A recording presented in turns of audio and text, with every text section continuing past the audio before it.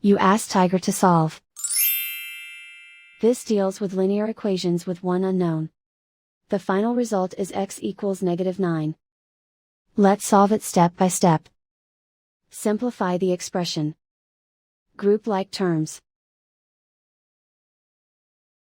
Combine like terms. Group all constants on the right side of the equation. Add 9 to both sides. Simplify the arithmetic.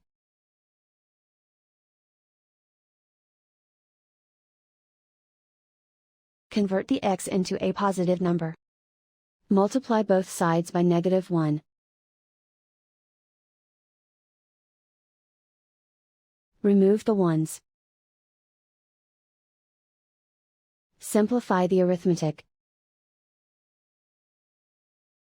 And so the final result is x equals -9.